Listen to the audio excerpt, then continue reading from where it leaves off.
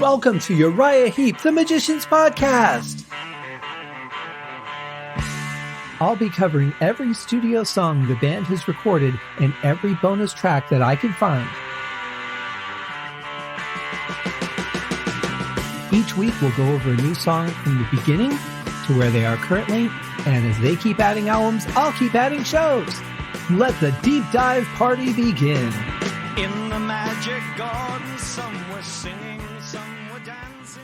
Hello, ladies and gentlemen, and welcome to another episode of Uriah Heep, the Magician's Podcast. I am your host, Scott Haskin, bringing you a fan-based podcast endorsed by the band Uriah Heep. I'm really excited today because we are talking about a very interesting song called What Should Be Done. And this was always a favorite of mine from the Look at Yourself album.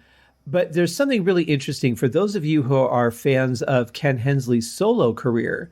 You may well recognize a slight variation on the song's main piano pattern to a song called Cold Autumn Sunday, which is one of my favorites on Ken's solo work, too. It's done with a completely different arrangement. There's one version that has a choral section behind it. Very interesting stuff. But the basic melody on piano is just a slight variation on this song. And Ken and I talked about that when I interviewed him shortly before he passed away. I told him that was one of my songs. I actually did a cover of it and had sent that to him. I'm thinking this had to be back. It had to be around 94 or 95. I know I've gone back and forth on that date, but it had to be somewhere around that time frame. And in any case, I had done a cover version of it and sent it to him, and he thought it was pretty good. And he's a polite guy, though, so I don't know if he was just being polite. But if nothing else, he appreciated the fact that I enjoyed the song enough to do a cover of it. Obviously, his vocal was much better than mine. I did a different string arrangement than he did, and I don't know. I don't know if he liked that or not. It's always risky when you're showing someone your own interpretation of their work because they're very close to it. They wrote it the way that they wrote it for a reason. Sometimes people are happy with it. Sometimes people aren't. I know Mick's not big on bands doing covers of Uriah Heep, but it's hard to capture the magic that this band has because it's so unique and so special. How do you just do a cover version of one of their songs and come anywhere near capturing that same magic? It's kind of like, okay, if you've ever seen Mr. Holland's Opus, and you have the girl who is trying really hard to play, and she's trying to play the notes that are on the page, and maybe she could play the notes that are on the page. But what she needs to do is she needs to capture the magic of those notes, the feeling of them. You know, it's like looking at a spreadsheet without having any understanding what the numbers actually mean that are in the cells. You need to understand them so that you can portray them, you could do something with them. And it's very much the same with music. You could get a Uriah Heep music book. I think there's a couple that are floating around there that are out of print. You could download a MIDI file that's an exact replication of the notes that were played. You can look at it in tablature form, in drum form, or whatever. But the fact of the matter is, without putting the right feeling into it, without finding the magic of the combination of these instruments and the way that they were performed, it probably just doesn't have the same effect. I don't think that my version of Cold Autumn Sunday or Lady in Black had quite the same magic that the band's releases have, because there's something special about the energy that is joined together in performance of the music, and certainly the closeness to it when you're performing it as a vocalist. You're going to tell the story in a certain way, and I think that's what really amazes me about artists like Reba McEntire, who, as far as I know, has only written one song, and it was a very touching song. But as far as I know, she's only written one song. And everything else that she's done, it has been written by somebody else. So you think about how she tells the story, how she makes you feel like you're part of it, how you feel like she's been, dragged through the mud with this experience, but she never had those experiences. I mean, the writer might not have even had those experiences, but it's a matter of finding a way to tell the story that conveys it to the audience in a way that they connect with it, they become a part of it. They feel the same emotions that the singer is portraying.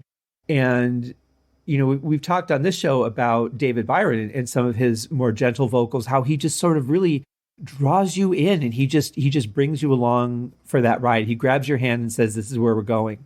And it's a pretty magical thing. So no, I don't think that cover versions of a band like this, at least for most of their songs, are going to be very easy to uphold the joy and what sucks us into the originals. That being said, if it's a rocker, like take a song like Tears in My Eyes, you might be able to do a pretty good version of that because it's a rocker, but if you take a song like What Should Be Done or something, it's really harder to capture the more emotional songs. And there's so many of these segments, even if the song is a rocker, there's oftentimes a segment that kind of breaks it down a little bit and just goes into the more emotional side. And then to try and recapture that, let alone trying to replace the vocal harmonies, I would say that Uriah Heep is probably one of the more difficult bands to cover. And interestingly, speaking of vocal harmonies, they toured with Three Dog Night at one point early on. And I mean, talk about a band that knew how to do vocal harmonies. Three Dog Night was masters of it. In fact, I was trying to remember what I owned at one point by Uriah Heep on 8-track. And I want to say it was Demons and Wizards. Either I did or my brother did. I can't remember now, but I'm pretty sure there was an 8-track in the house of Demons and Wizards. And I had an 8-track of Golden Biscuits by Three Dog Night. And it had some of their really great, most classic songs on it. But they were a cover band. They weren't writing original songs. They were doing covers or songs that were written for them.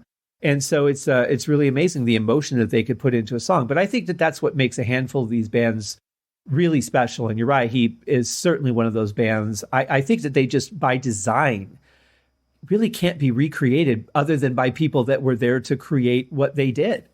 So that's my take on covers. And here we are almost 9 moments into the show. I haven't even done our introductions yet. Thank you for hanging in there with me. I swear it's going to be a good song to review. If you're not already familiar with it, I think you're going to love it. But check out Ken Hensley's version too. It's been great to have people so involved with the show. I get a lot of letters. We've gotten a couple of reviews. People leaving comments on the main podcast outlets. We've had a couple on iTunes now, which I want to read you the most recent one. But we had 10 stars, and then it went down to 9, and now it's back up to 10 again. I'm not exactly sure what happened there. I don't know if that was a little glitch in their system. I don't think you can remove your rating. I think you can only change it. But all the reviews are 5 stars, so it's not like they dropped it down to a 4-star or 1-star or anything. I think I just happened to check at a time where some of the stats maybe had regressed or not updated, or they were doing an update or something. So, but anyway, we were 10 now, then we were 9, and now we're 10 again. So thank you guys to all of you who've taken the time to go on and rate the show. Very much appreciated. That helps other people see the show, and it also gives people a reason to give it a chance. Like they might say, "Oh yeah, you're right. He's a pretty cool band. That's cool. They have a podcast." And then go on to, see what else is available and not listen to the show. But when they see that people have rated it, they're like, hey, a bunch of people really dig this. Maybe I should check it out. It really does have an impact. I think more so than when you have like a Yelp review or a Google review, because most people just want to complain about things and they don't want to highlight the good things. Whereas when people review podcasts, more likely than not, they're just going to talk about the things that they're happy with. They might make a comment or two of something that they don't like. But it really does help make a difference. So thank you for those who have done that. And then to you guys who have left actual written reviews, appreciate that very much too. It gives people just that extra reinforcement of why they should check out the show. And anybody who scrolls by it or is on the fence, it certainly reinforces their reason to take the time out of their life when they could choose to be doing anything during those moments and give the show a whirl. And maybe they'll become a fan, or maybe they'll find a couple songs that they like. Maybe they'll get hooked on Uriah Heep. That's always the hope anyway. But let's see. So I want to read the second review that we got on Apple Podcasts /iTunes. And it's a very kind one from John H76. And John writes in, I knew very little to nothing about Uriah Heep prior to this podcast, and thanks to this show, I am learning at an extraordinary rate. Yes.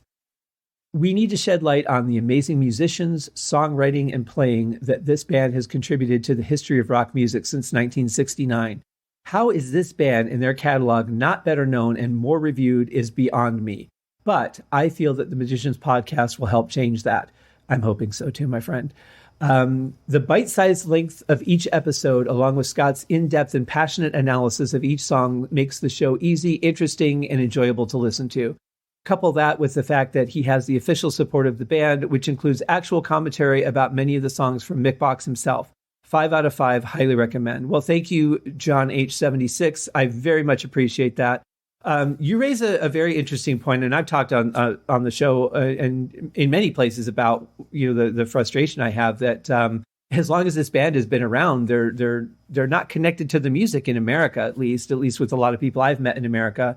And it seems like most of the people that say, "Oh, I've always loved this song," or "This is my favorite album," or whatever, they're spread out all over the world. So it's really nice. I'm not sure where you're at, John, but it's certainly nice to help people discover the band. But you bring up an interesting point about the length of each episode, as I've croned on for 11 minutes now without even getting to the song. I really do like the concept of keeping it shorter and more direct in most cases. The Monday show is always a little bit longer because I read the reviews, I do the thanks and stuff like that. But in general, I find that, people's commute is like 25, 30 minutes. If I can keep the show generally in that realm, that's great. Sometimes they're going to be a little longer. That's why I broke up the Salisbury episode into 3 episodes, because that would have been an hour and a half long, and people might have been more inclined to, oh yeah, I'll listen to that when I have some time, and then not get to it for quite some time. And I don't want to push people away from listening to the show. My other show is quite lengthy, and I'm actually using this feedback to consider revamping the length of my other show. So very, very helpful and much appreciated. I also got a little bit of feedback on the Podbean outlet, which is where I host the show. That's the people that do the distribution of the show for me. I upload to them. They spread it out all over the place to all the places that we've been able to connect it to. Just recently got on Pandora, which was nice. But we're on all the major ones: iTunes, Apple Podcasts, Stitcher, Spotify, all that good stuff. And then more obscure ones that I've not heard of seem to be popping up all the time. I get emails saying, "Hey, congratulations, your podcast made our network." I'm like, "I've never heard of you, but that's awesome. I'm so excited." And one of them sent me a note saying that we're trending very well in Germany. So thank you to our German listeners. Danke, my friends. That's one of the few German words I actually know. We have David P. Singer 1 on Podbean wrote in and said, "Hi, Scott. Loving these Uriah Heep podcasts. I listen each night before I go to sleep. It's great to hear how Uriah Heep has been in your life, and I feel the same connection with the band. It's something very special." And I agree. There really is something very special about Heapsters as opposed to other bands. Like I've said in the past, when I look on some of the other bands, like fan sites and stuff, they're not quite as interactive, and multiple times a day, people are flooding the feed there with just personal things. Here's my collection. Was just thinking about this song. Links to live versions, all kinds of stuff, and it's really great to see how interactive the fans of the show are. And I had another one from Alan. Picked up your podcast from the Deep Purple podcast. Loving it. Well, thank you, Alan. Love the Deep Purple podcast. Those guys are great. Nate and John are friends of mine, and I've been on their show a couple of times, and they were on my show, the Haskincast podcast. Trying to remember when that was. Sometime early last year, maybe late the year before. It's been a while, but I got to get those guys back on the show. And yeah, great guys, great show. So thank you for giving me a chance, checking out this podcast. I'm really glad that you like it. And, that's how it goes, guys. These cross promotions are really important. And, if people like a band from that era, there's a good chance they'll like other bands from that era. And considering how parallel Deep Purple and Uriah Heep are, it's not very surprising that someone would be fans of both bands very easily, I would say. Speaking of fans, though, we do have some people to thank. And we have a couple of new patrons that I want to welcome to the fold. Thank you guys very much. Thank you for everyone who donates to the Patreon account. Definitely helps me fund the show and helps keep things moving forward. And eventually we'll be doing some contests. Still working out some logistics on that. It seems like the Facebook route that I had tried is not going to work. So the best way to get in on the contest fold is to either become a patron on Patreon, and you can find that link on the main page of the website, scotthaskin.com, and click the Uriah Heep podcast link, or to sign up for the mailing list, which is also at the bottom of that page. You can just click the sign up sheet and that will get you on the mailing list where I will be choosing the drawing winners. I was really hoping to do it through the Facebook page, but the fact is that the Facebook page does not show me the entire list of followers and likes. So it just gives me a small version of it. And so it wouldn't really be fair for me to say, okay, well, I can only pick from this small selection, even though you all deserve to have an entry. And so that's unfortunate. But so the best way is to just get on the mailing list, which is on that page. Again, scotthaskin.com, and then click the Uriah Heep podcast link. If you're looking in the show notes, just hit the show website and it'll take you right to it.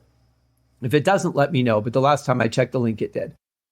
So anyway, a couple new patrons I want to thank. And I've never been sure exactly how to pronounce this first name. I love Roma music. I'm a big fan of music from Romania, the gypsy style stuff. And I see this name a lot there. I believe it's pronounced Goran. If it's not Goran, please let me know. My apologies. But Goran Eriksson is a new subscriber at the $3 tier. And then also, I know a good supporter of the Deep Purple podcast as well. Frank Thielgaard Mortensen is also in the $3 tier, along with our friend Peter Voss. And then at the $1 tier, the Asphyxiated Airtight Gravesite. Thank you guys, all of you. It may not seem like much, but it really does make a big difference to me. And I really appreciate that. It's interesting. I did not have but one of the deluxe CD versions when I started the show. And that was actually the premise for me using the deluxe CD. So I've actually had to go back and get all of those and, explore some of these additional treasures. Like today, we have 2 versions of What Should Be Done. And very fascinating that, these releases are so much more in depth. Going back and getting interviews with Paul Newton and Mick Box and Ken Hensley, and really comprehensive package. I know that some of them have been released again as like double CD sets and things like that. I'm not working off of those, just working off of the deluxe CD versions. And this helps me get those. So thank you guys very much. And also, I want to thank our graphic artist, Scott Lazinski, who did the beautiful logo that we have. Mick Box supplied me with the official Uriah Heep logo, which we then added to the logo that Scott did. And he had to rearrange things a little bit to make that work, but he did a great job, did that very quickly for us. Also, my friends at Audionamics, which I will, their product, Instant Dialogue Cleaner, also known as IDC, is a godsend for this show and for my other podcast. I will not do a podcast without it. Thank you very much to Dave White, Uriah Heep's director of social media, who has been great at spreading the word about the show. He had posted my interview with Mick and Russell, I think, on the website, and has just been a great help to me. And he's a really great guy, so that helps even more. And a great musician, by the way. So also people that I want to thank are my brothers in the Deep Dive Podcast Network. Of course, there's Nate and John at the Deep Purple Podcast. There is the Simple Man at Skinnerd Reconsidered. And sometimes he brings his simple family on the show. More often, his youngest simple daughter, I think. But it's a great show. I'm really looking forward to the final season. I'm not sure when he's going to start that, but definitely looking forward to that because I've enjoyed his show very much. I knew nothing about Leonard Skinnerd. But I've been exposed to a lot of their music now, which is great. Terry T-Bone Mathley at T-Bone's Prime Cuts, who will have his new show is starting in January, I believe, and really looking forward to that. Also, Rye at Sabbath Bloody Podcast, who has gone through every Black Sabbath song there is and has expanded into the Life and Times of Ozzy Osbourne. Paul, Joe, and David at the Lap of the Pods Queen Podcast. And of course, if you want to find out some very fascinating facts about the live history of the bands Deep Purple or Emerson, Lake and Palmer, go to gottahearemall.com. And there's no apostrophe in that, just gottahearemall, HEAREM all.com. And, our friend over there, Allegra, is an amazing historian at that. And then, of course, the band's manager, Ace, he has his own show. You can listen on Stitcher. I've seen some of the episodes on YouTube. It's called Ace on Music. Very intelligent look into music. He's been in the business for a long time. He has seen a lot of things, been to a lot of the festivals, a lot of the shows with the bands. And he also manages Thin Lizzy and several other acts, as well as Uriah Heep. So, and he's a great guy, too. I've really enjoyed working with him over the last few months. So those are all the people that you should be aware of. I also want to let you know that you guys can follow the show at scotthaskin.com and then click on the Uriah Heep podcast link. On Facebook, we are at facebook.com/Uriah Heep podcast. On Twitter at Heep Podcast.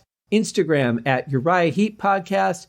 And our email, where you should sign up to that email list, is uriahheeppodcast@gmail.com. You can also write me there. I answer all of those emails as I can in good time. And most importantly, if you would leave a rating or a review would be even better on Podbean, Apple Podcasts, any of the outlets really, but those are the two that I actually have access to see what you're saying. I can't get in behind the scenes on all of them because I don't have, obviously, you have to pay for the accounts for everyone. And but thank you guys all for those of you who have left reviews, who have left star ratings. It definitely helps, as I brought up before. But I think now it's time to get to a little song that I'd like to call What Should Be Done. Well, actually, I don't like to call it that. The band called it that, and I'm just calling it that because that's what the band called it. But here's the song.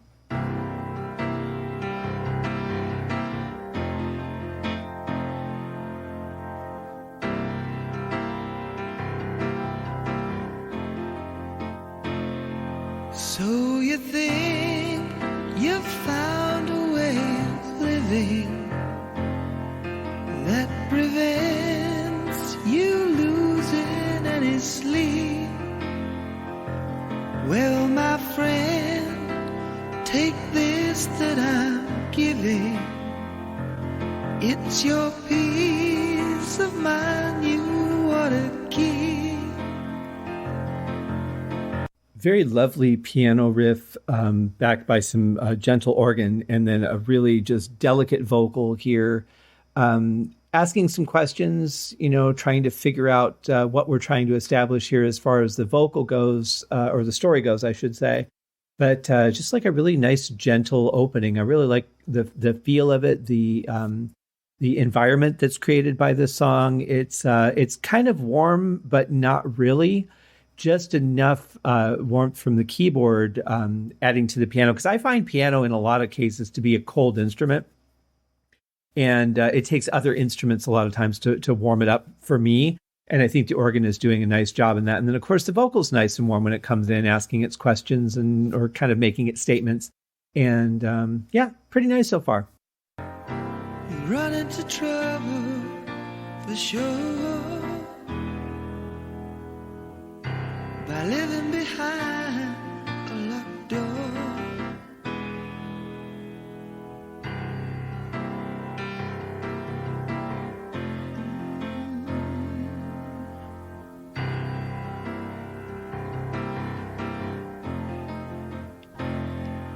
Will you run the risk of being taunted by doing what you want to do?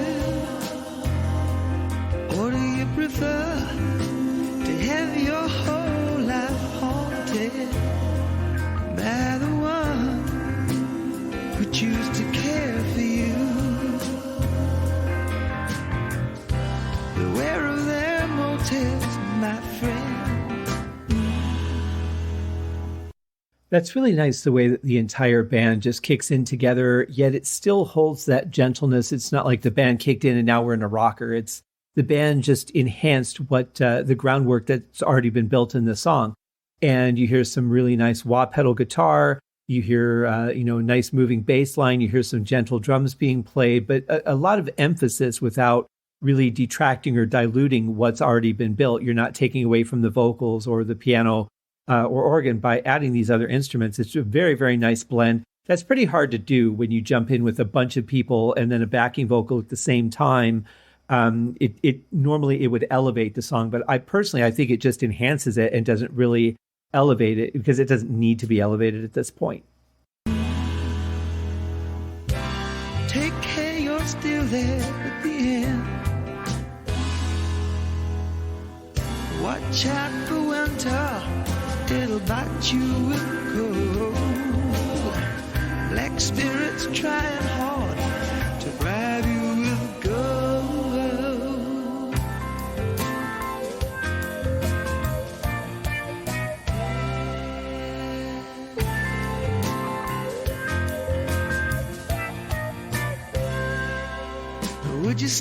I will say, I think that the backing vocals, as angelic and lovely as they are, they're a little bit loud in the mix. Well, maybe not loud. Loud, I don't think is the right word. I think the way they're EQ'd is what I don't like. I think that they're a little bit crisp. And I think that some of the high end maybe should have been taken out of that and blended a little bit differently. But that's just my opinion. Again, I always have to have my engineer hat on from time to time. Always from time to time. That makes no sense. But in any case, it is a nice vocal, though. And I really like that because it's something that they haven't really done before, this sort of, heavenly sound. And also, obviously I love the wah pedal guitar. It has that 60s feel to it, which I grew up with. Growing up in Motown and, just that general feeling. And then that carried on into the early 70s. And it's something that's definitely part of Uriah Heep's sound, at least at this point in the band. But I really like it here. I really like it on this song. It moves it forward. It keeps it interesting. It doesn't detract. And, it's just a nice lulling in, I think, is kind of how I feel. Like I just want to curl up and listen to the song. Would you steal a nickel from a blind man? Where right now, do believe you would. It's not the thought of you doing it that hurts me. It's the mind behind it that's no good. This is your way. I don't wanna know. There's only so far I can't go. I won't go no further, not for you or anyone. I have my own idea of what should be done.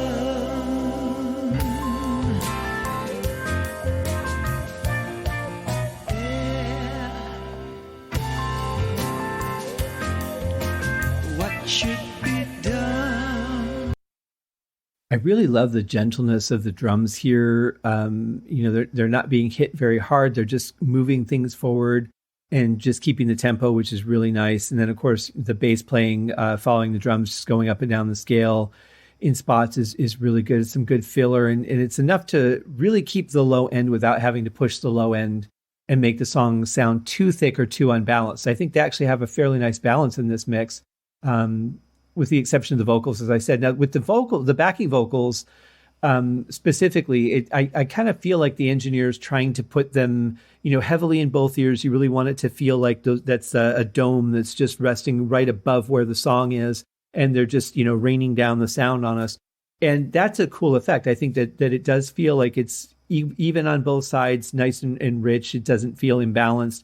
It's just a little crispy for me. I think if they had taken off some of the high end and blended it, I think that it would fit a little bit better. But I definitely feel like it's not separated from the song, but just slightly above where the song is at in I guess like a 3D world. But it has a nice position there. I like the feel of it there. I just would retouch the EQ a little bit myself.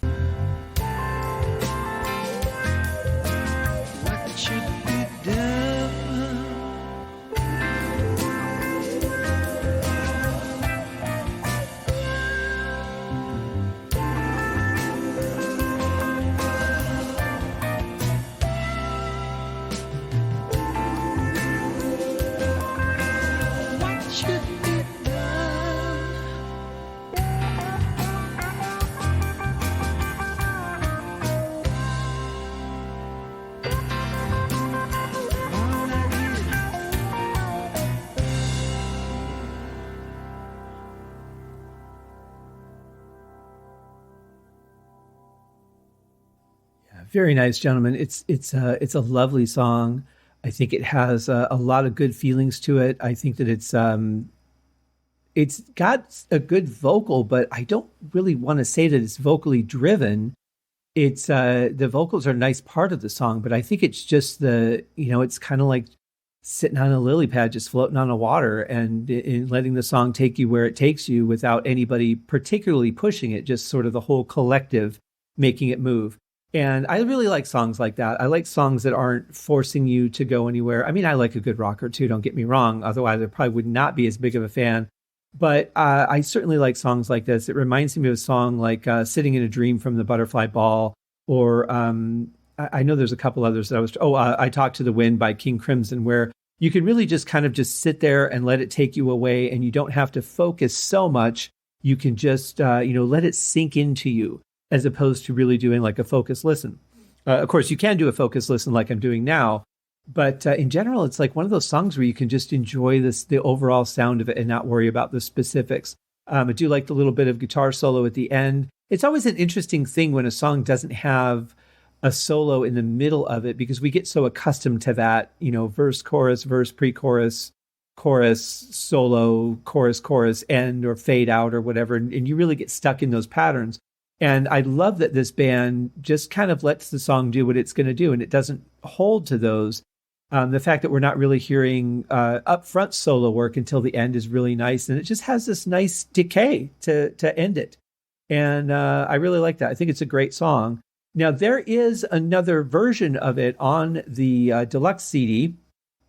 And this is what's listed as the studio take, which is funny because I think they're both studio takes. But what this is specifically listed as outtake original studio version.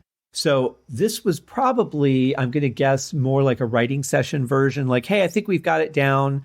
And then, they sit down and listen back to it, or the producer comes in and goes, not quite. Here's what we're going to do with it. And then they made the version that we just listened to.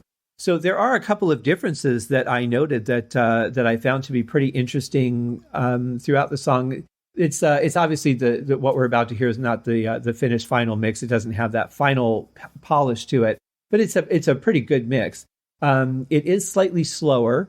So, when I lay the two side by side, it's a little bit slower, not a whole lot, but enough to be noticeable over the course of time. Even 30 seconds in, they're not playing together anymore. So it's noticeable enough.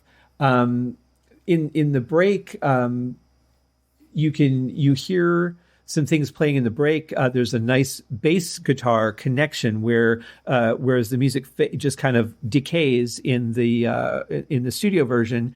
In this outtake version, there's a little bit of a filler on bass to connect to those two parts, which I actually liked. I'm not sure why they took that out, but I thought that was a nice connection. I really, I'm such a fan of Paul Newton's playing anyway. Any chance I get to have him add some flavor to it, I'm always happy to have. But maybe that was the problem. Maybe it was looked at as too much flavor and then detracting from the song. Maybe just kind of wanting it to be that floating on a lily pad kind of feel. And adding in too many dynamics obviously is going to take away from that. So that might have been the premise behind that. I don't know. But it's definitely more creative. The drums are a little bit more jazzy. Just to play you one of those filler sections, I'll cue that up for you right here. Beware of the motel, my friend. Take care, you're still there.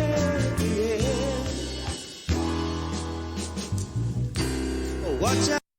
So even listening to it back there, I think that might have been why that was removed. It was just too much in the way of dynamics.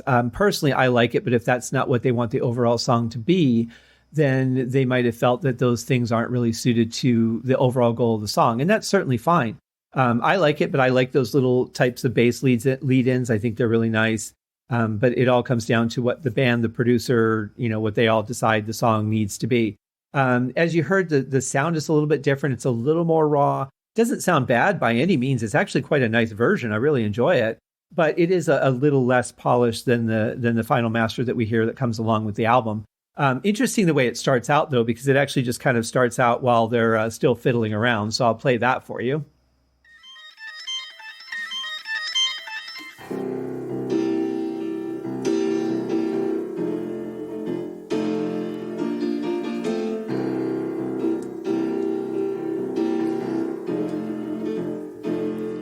So you think.